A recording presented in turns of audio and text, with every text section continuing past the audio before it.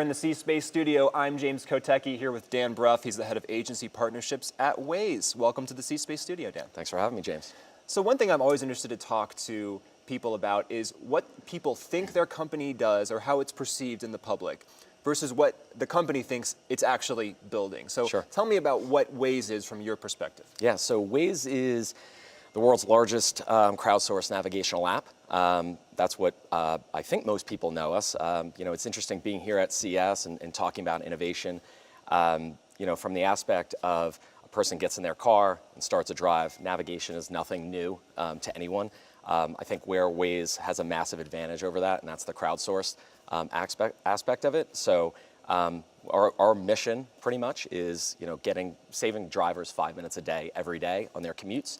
From a brand aspect, so as you mentioned, I lead agency business development. This is an opportunity for brands to engage drivers or consumers really when really otherwise unreachable. And I think there's a really big advantage for us to do that. Tell me about the data that you guys have access to. I think of you as a crowdsourced navigational app, but there's more to that data than necessarily meets the eye.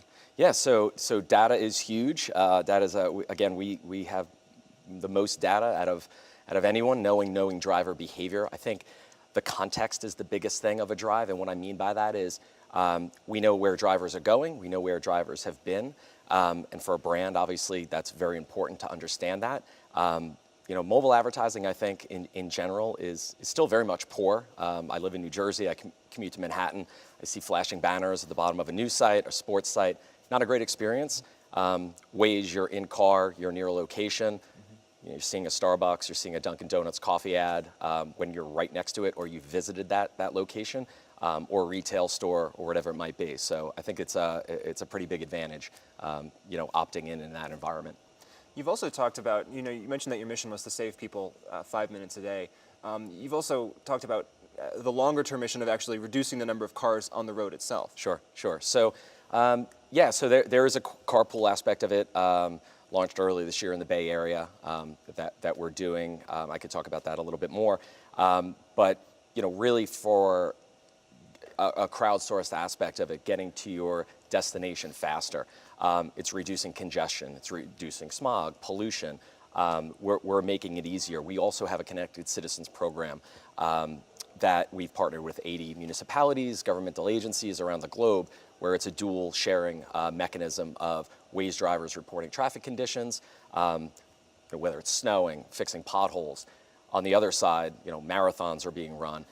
We want to navigate Waze drivers around that before traffic actually starts. So what I love and what I think I'm most proud of is on the Connected Citizens program, really like ambulances, getting ambulances to scenes of accidents faster, saving lives is super important. So it's kind of like about making cities smarter. Is that Absolutely. Another way of saying it? I couldn't have said it better. Exactly. Exactly right. Because you're creating this entire network of drivers that are each kind of like little intelligence nodes in the city, and they're reporting everything that you can imagine about transportation or driving or road conditions. Yeah, I mean, the story I love to tell, just reporting potholes.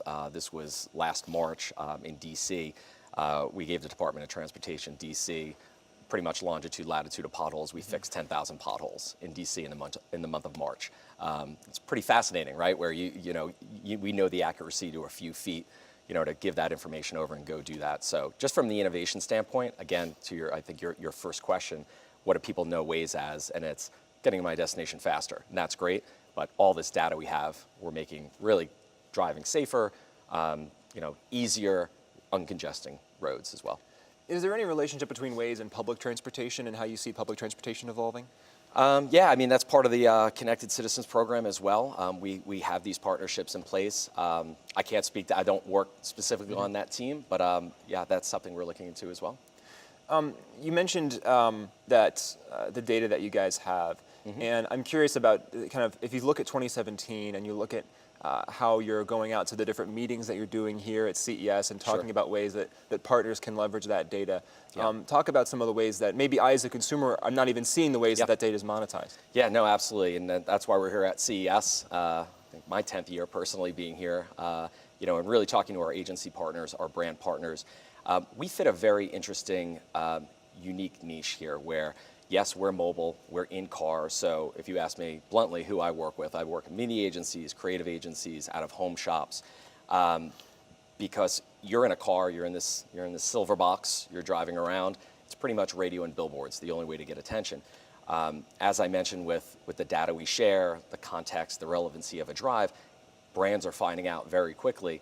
And as our platform has grown, this is an amazing opportunity for brands, whether it's in the morning, getting their coffee on the way to work, whether it's entertainment angle, it's a Friday, a movie premieres coming out, and you're in LA and you see that ad on Waze. Retail, there's co-op opportunities.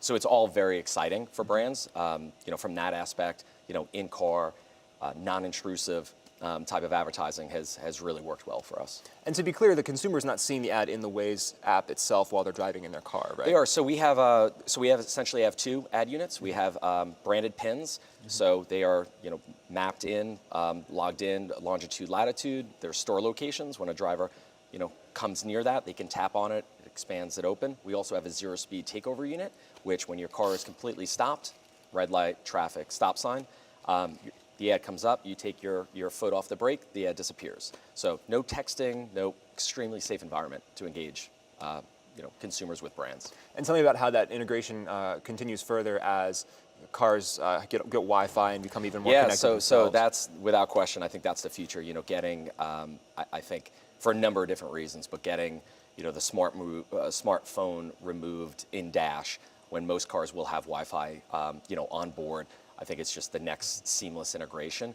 I think then the dashboard's a little bit bigger than your smartphone. There's no holding your smartphone. You're stopped in traffic and you get an offer potentially to tap through that. I think is really exciting, and that's definitely the direction I think Waze will be going. And one of the themes we've had here in the C-Space studio is the way that people are increasingly interacting with devices via their voice or receiving instructions via audio. Yeah. I imagine, is that a little bit Absolutely. how you see the future? Yeah, no question. Voice prompts, putting in voice, an address to get there. Again, I don't think you should be ever touching your phone, and that's obviously a major, not a concern, but a major opportunity for us to embed voice, prompts into that. You mentioned this is your 10th CES. Yeah, at least, I think. Yeah.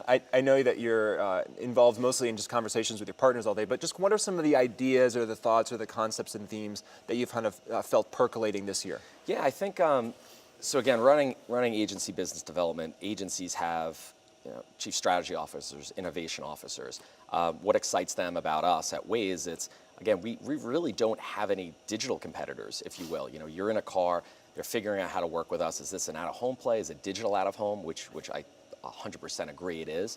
It excites them where they have these, navigations is something we're so proud of and something we can do that I don't think anyone else can do, where literally a consumer is in a car, they see a totally relevant ad to drive to a destination. They're choosing to navigate there. They're starting to build formulas out to say, what is a nav worth? How does that, let's apply that. That's something we're doing no one else can. So I just think from an innovation standpoint, it's really exciting for them to tap into that. And your final thoughts on innovation as we look toward 2017. What are you excited about this year? What am I excited about? What am I excited about? So there's a lot. I'm glad the election's over. We don't have to talk about that anymore. But just from an innovation standpoint, I think what we're doing, just knowing driver behavior better than anyone, it's really exciting for us. To start working with these larger brands, get them on platform, and really start to work with them. Final lightning round question. Yeah. Is there anything counterintuitive that you see in driver behavior that I, as a just regular consumer, wouldn't necessarily expect that drivers behave this way? I was shocked when I joined Waze. So I was with Google for about 6 years, joined Waze about 18 months ago.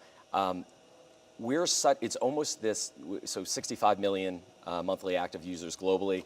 I was so impressed, and when I'm in Lyfts, when I'm in Ubers, and the Uber drivers and consumers are using this, they're actively saying, there's traffic ahead, and they're committing, and it's almost like the feel-good moment where you're stuck in traffic. You really can't help yourself. Yeah, maybe get off the next exit. It's really for the Wazers behind you coming up, and I'm just fascinated that people, it's that pass-it-along mentality and the feel-good mentality that it's really impressive for me to see people engage with that level, and that's what makes Waze work really well.